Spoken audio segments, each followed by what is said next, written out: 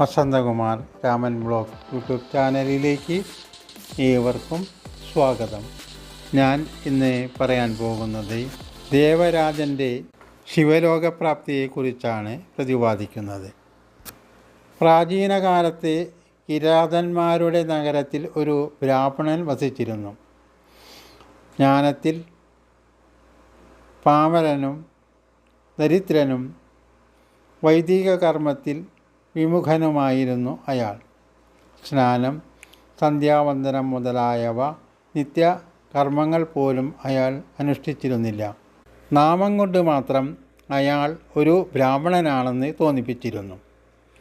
ദേവരാജൻ എന്ന നാമം അയാൾക്ക് ആരാണ് നൽകിയതെന്ന് പ്രവർത്തികൾ നോക്കിയാൽ ആരും അത്ഭുതപ്പെട്ടു പോകും.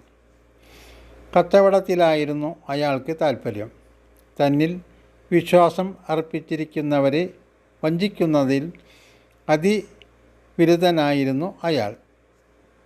ബ്രാഹ്മണരെയും ക്ഷത്രിയരെയും ശൂദ്രരെയും വൈശ്യരെയും തുടങ്ങി എല്ലാ വിഭാഗം ജനങ്ങളെയും അയാൾ ശ്രദ്ധാപൂർവം വഞ്ചിച്ചിരുന്നു.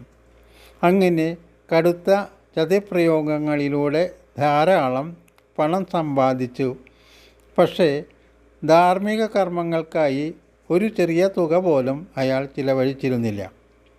എല്ലാവിധത്തിലും ആചാരഭ്രഷ്ടനായ ദേവരാജൻ വേശ്യാലയങ്ങളിലായിരുന്നു ഉറങ്ങിയിരുന്നത്. അങ്ങനെ പാപപങ്കിലമായ ജീവിതം നയിക്കുന്നതിനിടയിൽ അയാൾ അലഞ്ഞു തിരിഞ്ഞ് പ്രയാഗയിൽ അഥവാ പ്രതിഷ്ഠാനപുരം എത്തിച്ചേർന്നു.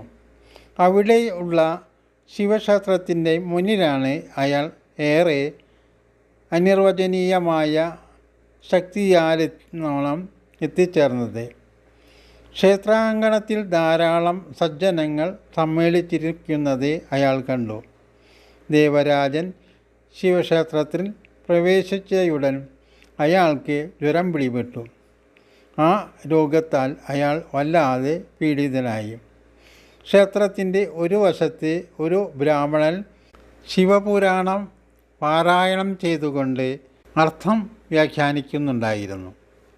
ജ്വരത്തിൽ പീഡിതനായ ദേവരാജൻ ഒരിടത്തിരുന്ന് ശിവശങ്കരൻ്റെ അവദാന വർണ്ണന ശ്രദ്ധിച്ച് കേൾക്കുന്നുണ്ടായിരുന്നു. ഒരു മാസക്കാലം അവിടെ തന്നെ വസിച്ച് ഭഗവാന്റെ കഥ മുഴുവനും അയാൾ മനസ്സിലാക്കി. രോഗഗ്രസ്തനായതിനാൽ അയാൾ മരണത്തോടടുത്തു. യമകിങ്കരന്മാർ അയാളെ കയറുകൊണ്ട് കെട്ടിവരിഞ്ഞ് യമപുരിയിലേക്ക് കൊണ്ടുപോയി. അപ്പോൾ കൈലാസത്തു നിന്നും ശിവപാർഷദന്മാരും അവിടെ വന്നു. കർപ്പൂര കാന്തിക്ക് തുല്യം അവർ ജ്വലിച്ചിരുന്നു.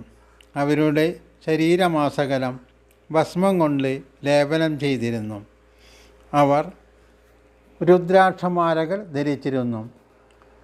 ക്രോധാവിഷ്ടരായിട്ടാണ് ആ ശിവപാർദ്ധന്മാർ യമപുരിയിൽ ആഗതരായത്.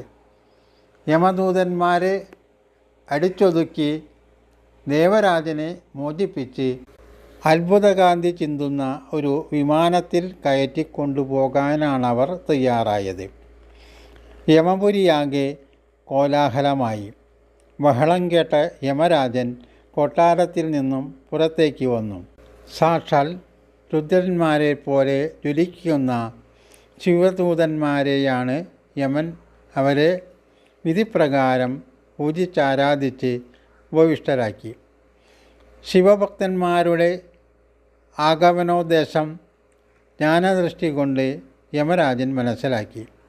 യമരാജൻ ഭയം കൊണ്ട് വിറച്ചു. യമരാജൻ ഇപ്രകാരം ചിന്തിച്ചു: ജഗദീശ്വര, ഇനി എന്തൊക്കെയാണ് സംഭവിക്കാൻ പോകുന്നത്? ശ്രീ പരമേശ്വരൻ്റെ ഭക്തനെയാണ് കിങ്കരന്മാർ കയറുകൊണ്ട് കെട്ടിവരിഞ്ഞ് ഇവിടേക്ക് കൊണ്ടുവന്നിരിക്കുന്നത്. ഈ അപരാധത്തിനുള്ള ശിക്ഷ അനുഭവിക്കേണ്ടത് താൻ തന്നെയാണ്. ദേവരാജൻ പാപിയായിരുന്നുവെങ്കിലും പ്രയാഗയിലെ ശിവക്ഷേത്ര സന്നിധിയിൽ വെച്ച് അയാൾ ശ്രീ പരമേശ്വരൻ്റെ മഹത്വങ്ങൾ മുഴുവനും 1 മാസം കൊണ്ട് ഹൃദ്യസ്ഥമാക്കി. അങ്ങനെ അയാൾ ഭഗവാന്റെ ഉറച്ച ഭക്തനായി തീർന്നിരിക്കുകയാണ്. ഈ സത്യം അറിയാതെയാണല്ലോ എൻ്റെ ദൂതന്മാർ ദേവരാജനെ ഇവിടേക്ക് കൊണ്ടുവന്നത്. ഇനി എന്താണ് ചെയ്യുക? അറിയാതെ സംഭവിച്ചു പോയതാണെങ്കിലും ശിക്ഷ അനുഭവിക്കുക തന്നെ വേണം. വ്യക്തികളുടെ പുണ്യം നോക്കാതെയാണ് ഞാൻ അവരെ യമലോകത്തേക്ക് കൊണ്ടുവന്നതെന്ന് എല്ലാം അറിയുന്ന ഭഗവാൻ അറിഞ്ഞിരിക്കുന്നു.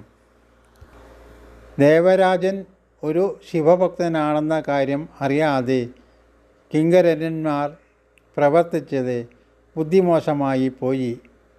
ഒരിക്കലും ഇത്തരമൊരു അബദ്ധം ചെയ്യാൻ പാടില്ലാത്തതായിരുന്നു. ഇനി എന്തായാലും ഭഗവാന്റെ ശിക്ഷ അനുഭവിക്കുക തന്നെയേ മാർഗമുള്ളൂ. ഇപ്രകാരം ചിന്തിച്ച യമരാജൻ എന്തിനാണ് വന്നതെന്ന് ശിവപാർഷദന്മാരോട് ചോദിക്കാൻ ധൈര്യപ്പെട്ടില്ല. പകരം അവരെ ഭക്ത്യാദരപൂർവ്വം പൂജിച്ച് സംതൃപ്തരാക്കുകയാണ് ചെയ്തത്. ശിവദൂതന്മാർ ദേവരാജനെ വിമാനത്തിൽ കയറ്റി ശിവലോകത്തേക്ക് കൊണ്ടുപോയി ഭഗവാനെ ഏൽപ്പിച്ചു. ദയാവാരിധിയായ ശ്രീ പരമേശ്വരൻ ആ ബ്രാഹ്മണനെ സ്നേഹാധിക്യത്തോടെ സ്വീകരിക്കുകയും ചെയ്തു. ഓംകാരപ്പൊരുളും പരബ്രഹ്മസ്വരൂപനും സത്യസ്വരൂപനും അന്ധകടാഹങ്ങളിലാകമാനം നിറഞ്ഞു നിൽക്കുന്നവനുമായ സദാശിവൻ്റെ കാരുണ്യം മഹാസാഗരത്തേക്കാൾ അനന്തമാണെന്ന് ദേവരാജന് നൽകിയ വരപ്രസാദത്തിലൂടെ ഒരു ഭക്തന് അറിയാവുന്നതാണ്. ഈ കലിയുഗത്തിൽ ശിവപ്രീതിയിലൂടെ മാത്രമേ പാപമുക്തരായിത്തീരാൻ കഴിയൂ എന്ന സത്യം ഭക്തന്മാർ എപ്പോഴും അറിഞ്ഞിരിക്കേണ്ടതാണ്. ഇത് കലിയുഗമാണ്.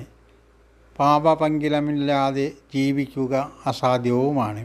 അതുകൊണ്ട് തന്നെ ശ്രീ പരമേശ്വര പാതാരവിന്ദങ്ങളിൽ സകലതും സമർപ്പിച്ചുകൊണ്ട് ഭഗവാനെ ശരണം പ്രാപിക്കുന്നത് വളരെ ശ്രേഷ്ഠമായ കാര്യമാണ്. നോക്കുക, ശിവപുരാണ ശ്രവണത്തിലൂടെ കൊടിയ പാപം ചെയ്ത ആ ബ്രാഹ്മണന് ലഭ്യമായ മഹത്വവിശേഷങ്ങൾ അറിയുക. നിങ്ങളുടെ വിലയേറിയ അഭിപ്രായങ്ങൾ കമൻറ്റ് ബോക്സിൽ രേഖപ്പെടുത്തുക.